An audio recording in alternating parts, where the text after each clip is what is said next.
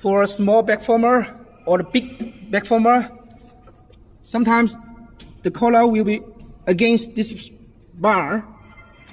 At that time, we need to loosen both sides of screw. 1, 2, and other side. And other side of screws, and then we can move the whole part, this part backward or forward. Finally, make sure the collar look almost straight in the line, and then double check the distance. Both sides balance. This side distance 22, and other side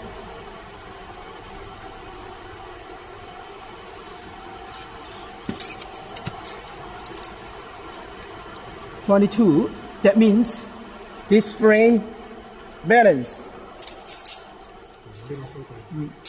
and the height, double check the height.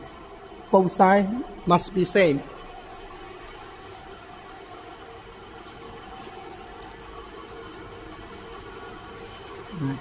Okay.